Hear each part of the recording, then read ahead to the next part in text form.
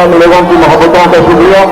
हमारे और आपके कहीं के नेता, दलितों के, मुस्लिमों के, वंचितों के नेता जनाब बैरिस्टर असदुद्दीन ओवैसी साहब हमारे दरमियान में है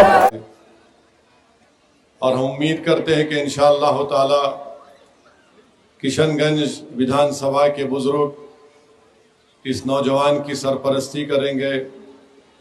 हम उम्मीद करते हैं कि हमारी माँ और बहनें इस नौजवान को अपने बेटे की तरह दुआ करेंगे और हम उम्मीद करते हैं कि यहाँ के गयूर नौजवान अपने एक नौजवान साथी की कामयाबी के लिए बढ़ चढ़कर मेहनत करेंगे और यहाँ से शम्स आगाज़ की कामयाबी, यहाँ के नौजवानों की कामयाबी होगी। यहाँ पर इसकी कामयाबी बुज़ुर्गों के ख्वाबों को पूरा करने की एक कामयाबी होगी।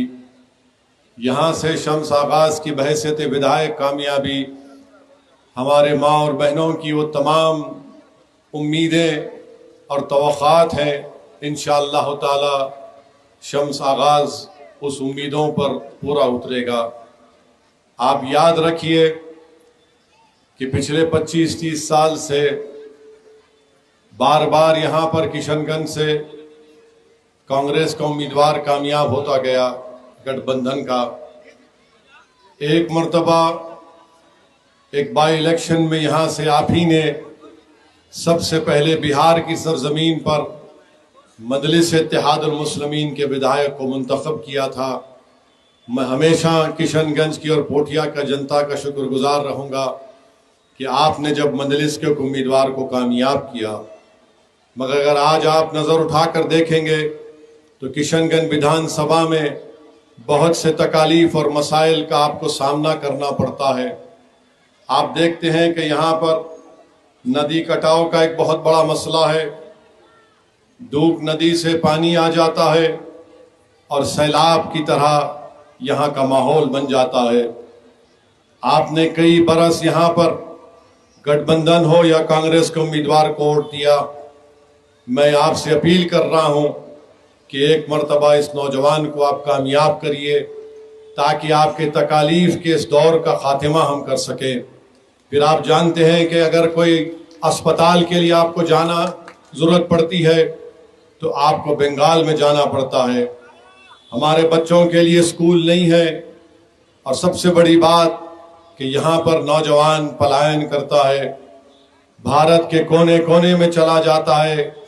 कोई दिल्ली चला जाता, कोई पंजाब की खेतों में काम करता, कोई मुंबई चला जाता, तो कोई हैदराबाद या बेंगलुरु चला जाता है।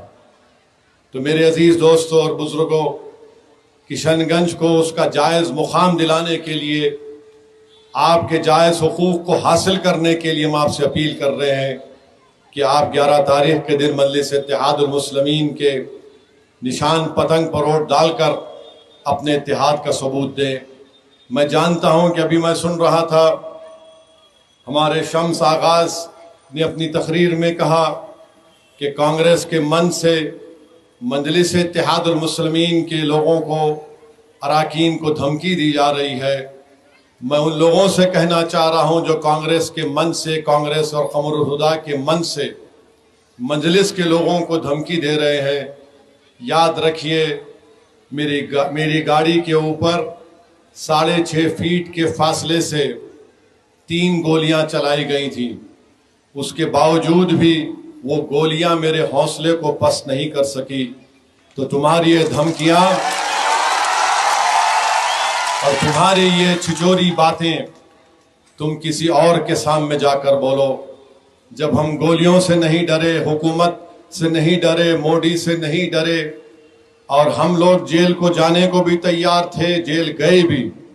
और सुन लो धमकी देने वालों, मैं सीमांचल की जनता के लिए मरने को तैयार हूं। क्या तुम तैयार हो? तुम में और मुझ में फर्क यह है कि तुम सत्ता के लिए जीते, मैं सीमांचल की जनता के इंसाफ के लिए मरने को तैयार था और रहूंगा इंशाअल्लाह। ये माफिया राज की बातें करते हैं, तुम गुंडा राज को वापस लाना चाहते हो। मुझे यकीन है कि किशनगंज की जनता और पोठिया की जनता जो इस तरह की धमकी देने वालों का साथ नहीं देगी। मजलिस ने एक साफ सुथरे काबिल पढ़े लिखे नौजवान को अपना उम्मीदवार बनाया है।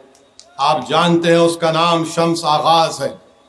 और मैं उन धमकी देने वालों को कह रहा हूं कि किशनगंज में इंशाअल्लाह ताला एक विकास की बुनियाद रखी जाएगी शम्स आगाज के कामयाबी के बाद।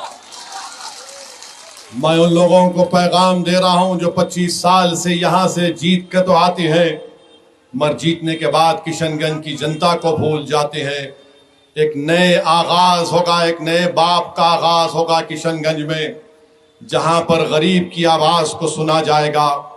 यहां पर जो करप्शन का रेड कार्ड है उस भ्रष्टाचार और रिश्वत का खात्मा होगा इंशाअल्लाह ताला। गरीब अगर गवर्नमेंट के दफ्तर को जाता है तो आवास योजना के लिए पैसे देना पड़ता है, रजिस्ट्रेशन और म्यूटेशन के लिए 3,000 से 5,000 रुपये देना पड़ता है।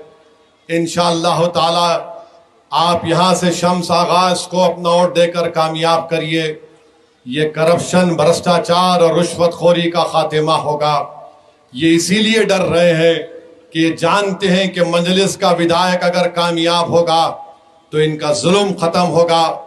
ये जानते हैं कि अगर किशनगंज से मजलिस का एमएलए जीतेगा तो जो बरसों से गरीबों के पोठिया की जनता का खून चूस रहे हैं ये सब बंद हो जाएगा।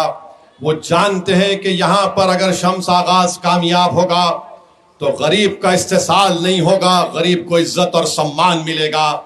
इसीलिए बौखलाहट का शिकार होकर आज धमकी दे रहे हैं।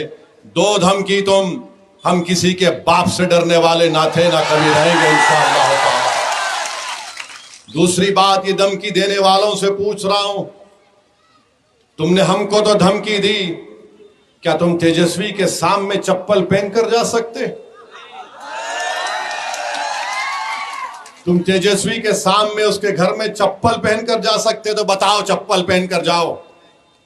तुम चप्पल पहनकर नहीं जा सकते। तुम उसकी आंख में आंखें डालकर नहीं बात कर सकते।